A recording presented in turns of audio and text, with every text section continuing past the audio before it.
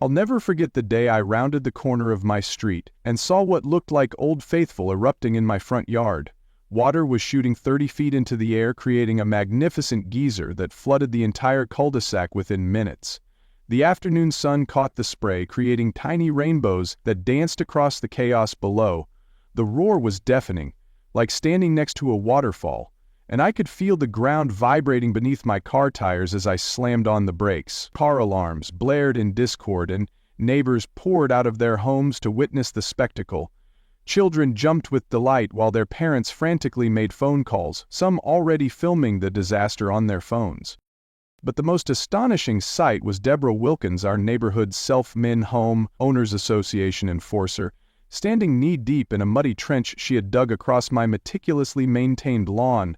Her trademark beige pantsuit was completely soaked through and clinging awkwardly to her frame. Her carefully styled hair was plastered to her face in dark, dripping strands. Most satisfying was her expression. Her perpetually pursed lips now hung open in a perfect O of horror, her eyes wide with the dawning realization that she had made a catastrophic error in judgment.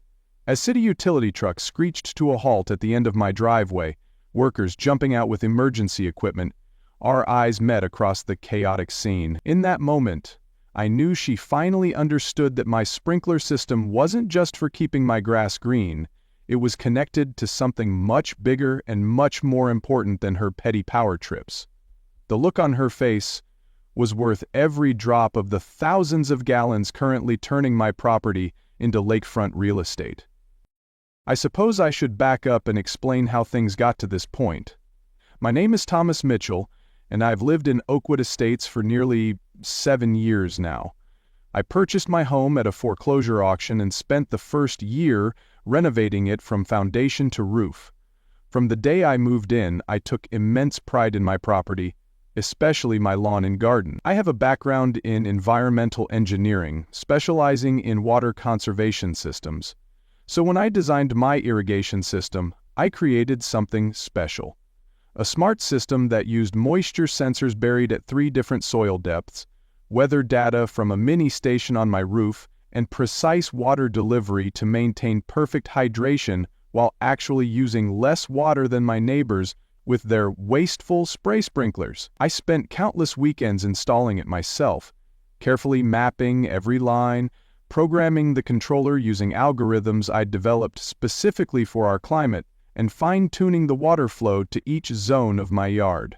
The result was, admittedly, the greenest lawn in the neighborhood, even during the brutal summer drought restrictions when everyone else's grass turned brown and crispy. And that's precisely what put me in Deborah's crosshairs. Deborah Wilkins had been the head of the Homeowners Association Landscaping Committee for over a decade. She treated the position with the gravity of a Supreme Court appointment, patrolling the neighborhood with her clipboard and camera, documenting every wilted flower and inch of unmowed grass. Her trademark beige suits and perpetual frown had become synonymous with Sunday morning knocks on doors throughout Oakwood Estate. Neighbors called her the beige menace behind her back, but most simply referred to her as Karen, after that internet phenomenon of entitled women demanding to speak to managers. Our conflict began at my very first Homeowners Association meeting, where Deborah stood up during the open forum section and pointed directly at me. "I'd like to address the concerning water usage at the Mitchell residence on Maple Drive," she announced to the room of 30 bored homeowners. "The lawn is unnaturally green given our community conservation efforts. I recommend immediate compliance measures." I explained my system actually conserved water through smart technology, but Deborah wasn't interested in facts that contradicted her narrative. From that moment on, I was marked as a rebel who needed to be brought to heel. Over the next several months, Deborah's obsession with my lawn intensified. Despite never issuing an actual violation, because technically I wasn't breaking any rules, she began documenting my property daily. I would arrive home from work to find her standing at the edge of my property, making notes on her clipboard. When I installed decorative rocks around my flower beds, she measured their distance from the sidewalk. When I added native plants to reduce water needs further, she photographed them and consulted the approved plant list. It was harassment masked as civic duty. Over the next several months, Deborah's obsession with my lawn intensified. Despite never issuing an actual violation, because technically I wasn't breaking any rules, she began documenting my property daily. I would arrive home from work to find her standing at the edge of my property, making notes on her clipboard. When I installed decorative rocks around my flower beds, she measured their distance from the sidewalk. When I added native plants to reduce water needs further, she photographed them and consulted the approved plant list. It was harassment masked as civic duty. At the quarterly Homeowners Association meeting, Deborah proposed new water use guidelines that seemed specifically targeted at my property. Some residents are circumventing the spirit of our conservation rules with so-called smart systems that keep lawns green during drought periods, creating an inconsistent neighborhood aesthetic and potentially raising water bills for everyone, she declared, barely concealing her glance in my direction. The proposal included mandatory brown lawn periods during summer months, regardless of water usage efficiency, and a requirement that all irrigation systems be visible and accessible for committee inspection. The room fell silent as she finished her presentation, complete with a PowerPoint of suspiciously doctored before and after photos of my property that made my lawn look artificially fluorescent. When it came time for discussion, I calmly connected my laptop to the projector and displayed my actual water consumption data from the past year, overlaid with the neighborhood average. The graphs clearly showed my property used 28% less water than similar-sized lots, despite maintaining healthier vegetation. I explained the technology behind moisture sensors and weather-responsive watering, and even offered to help interested neighbors upgrade their own systems for better conservation. The proposal was overwhelmingly voted down after my presentation, with several neighbors expressing interest in learning more about my approach. But Deborah's expression as she gathered her materials and left the meeting told me this wasn't over. If anything, being publicly contradicted with facts had only hardened her resolve. That's when the fence peering began. Several times a week, I'd catch glimpses of Deborah standing on a small stepladder behind my back fence, peering over with binoculars to inspect my irrigation system. She began stopping neighbors to warn them about my excessive water usage and suggesting my lush lawn was somehow driving up their water bills. When I installed a small decorative pond filled with rainwater from my collection system, she circulated a petition claiming it was a mosquito breeding ground. The petition failed, but her determination only grew stronger. That spring, I planned my first vacation in years, a 10-day fishing trip to Montana with some college friends. I set my irrigation system to maintenance mode, scheduled a neighborhood teenager to mow the lawn once while I was gone, and left detailed care instructions for my indoor plants with my retired neighbor, Howard. What I didn't account for was Deborah seeing my absence as the perfect opportunity to escalate her campaign against my landscape. 3 days into my peaceful retreat in the mountains, I received a text message from Howard with a photo attachment. The message read, "Thought you should know, Karen is in your yard with some guy and shovels." The photo showed Deborah, clipboard in hand, directing a confused-looking man in work clothes where to dig near my main water valve.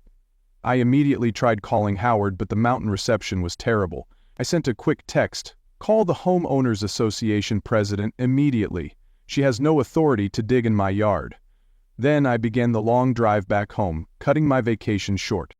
What I didn't know then, what Deborah certainly didn't know, was that 2 years earlier the city had completed a water infrastructure upgrade project in our neighborhood.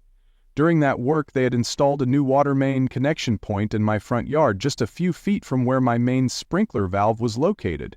As part of the project, they had integrated my sprinkler system directly into the new infrastructure as a pilot program for water conservation. The city engineers had been impressed with my design and asked to use it as a test case for future developments. There were specific permits, detailed maps, and explicit warnings about unauthorized digging in that exact spot, all filed with both the city and, ironically, the Homeowners Association office that Deborah supposedly managed.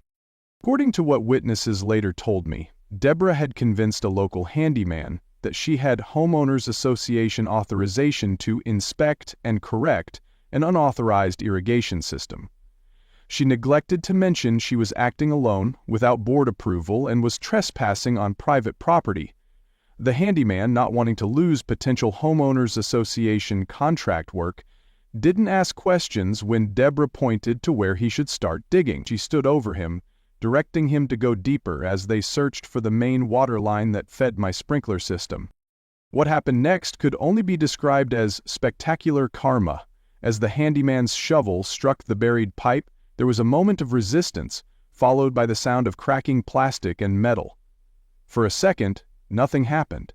Then, with a deep rumbling gurgle, water began filling the trench.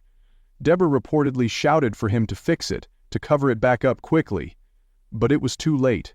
The pressure in the city main was substantial, and within seconds, the crack became a rupture. Water shot upward with tremendous force, creating an impromptu geyser in my front yard that reached higher than my two-story house. The sudden drop in water pressure triggered automated alarms at the city utility department. Emergency protocols activated as the system detected a major breach in the line. Meanwhile, water flooded down my driveway and into the street, setting off car alarms and drawing neighbors out of their homes. Smartphones emerged from pockets, and the disaster was live-streamed to community social media groups within minutes. By the time I was halfway home, the incident had its own hashtag. The sudden drop in water pressure triggered automated alarms at the city utility department. Emergency protocols activated as the system detected a major breach in the line. Meanwhile, water flooded down my driveway and into the street, setting off car alarms and drawing neighbors out of their homes. Smartphones emerged from pockets, and the disaster was live-streamed to community social media groups within minutes. By the time I was halfway home, the incident had its own hashtag.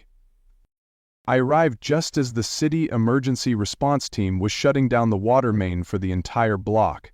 3 utility trucks were parked along the curb, and workers in bright yellow vests were wading through ankle-deep water. A small crowd of neighbors had gathered behind the hastily erected caution tape, many still recording the scene. And there, in the center of it all, stood Deborah, soaked from head to toe, makeup running down her face, gesturing wildly as she tried to explain herself to a stern-looking man in a city utility department jacket. As I approached, I could hear Deborah's desperate attempts to shift blame. "This is exactly what I was trying to prevent," she was saying, her voice shrill with panic. "His unauthorized system was an accident waiting to happen. I was acting in the community's best interest to inspect it."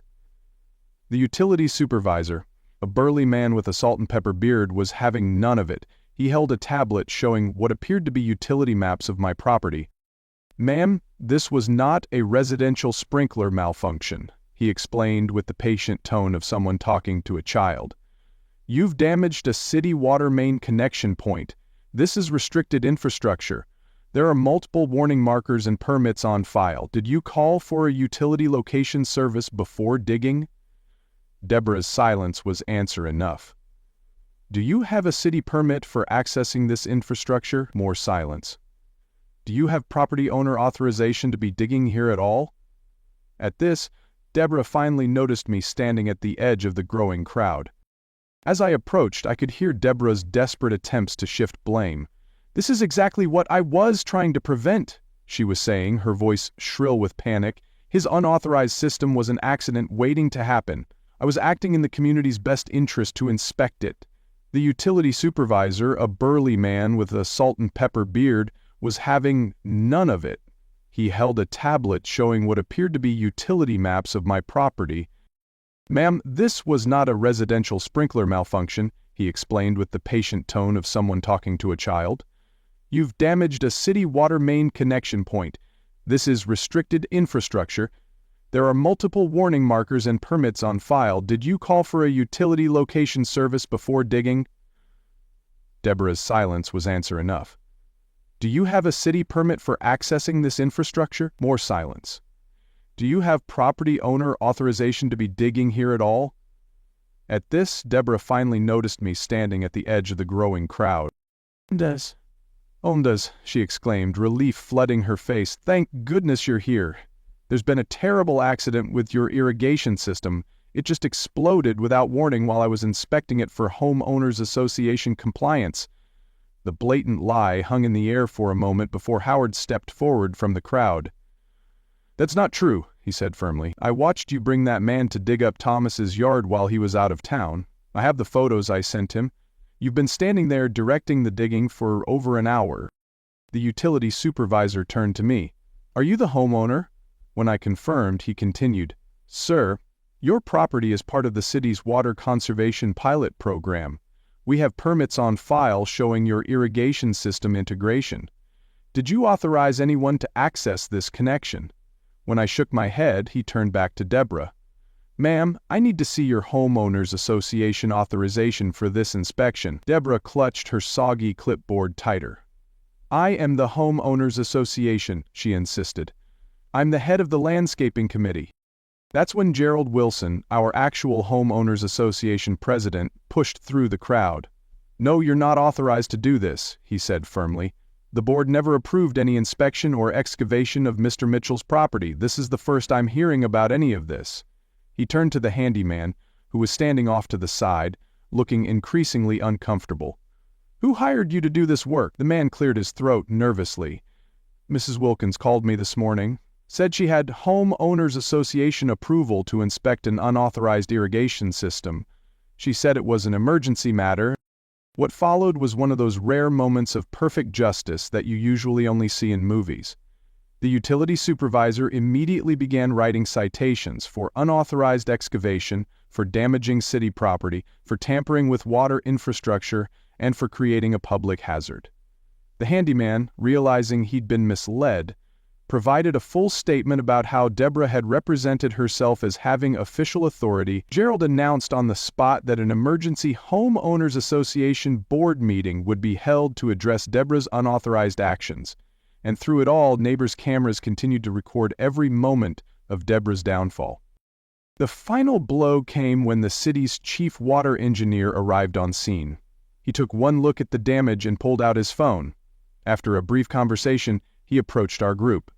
"The emergency repair crew is on their way, but this is going to cost approximately $20,000 to fix properly," he announced.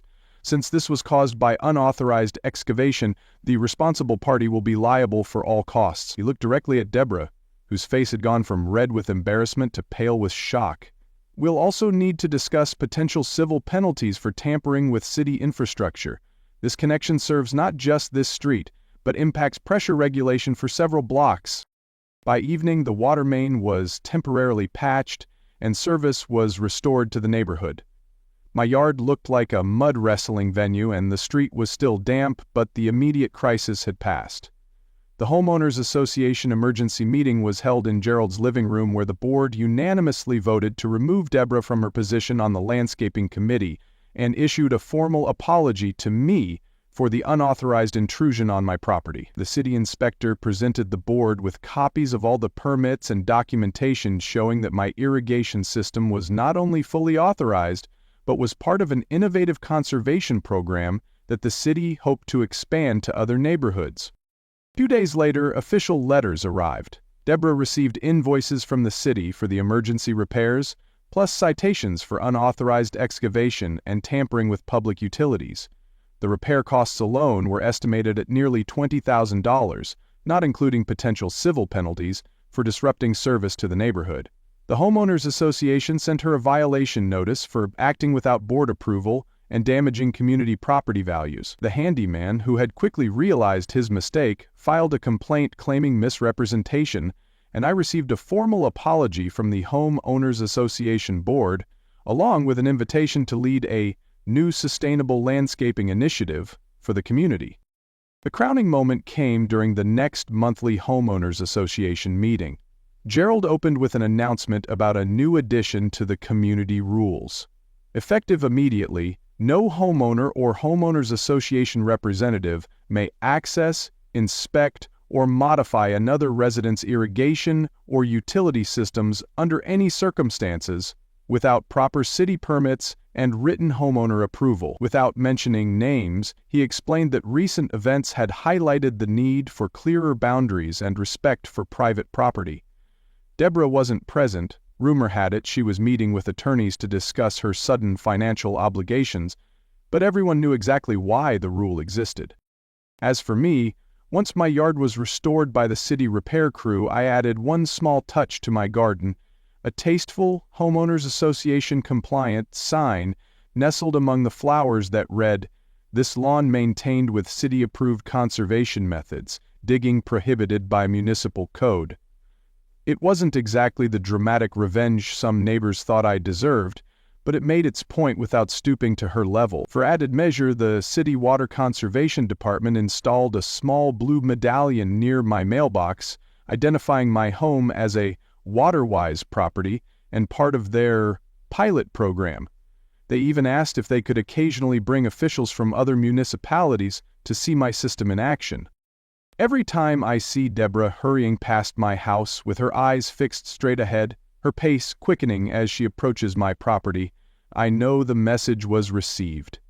She never looks toward my yard now, never stops to make notes on her clipboard, never peers over my fence with her binoculars. The neighbors tell me she's focused her energies on a new crusade against improper trash can placement on the other side of the neighborhood. Sometimes the greenest grass is simply the kind that's protected by permits and karma in equal measure.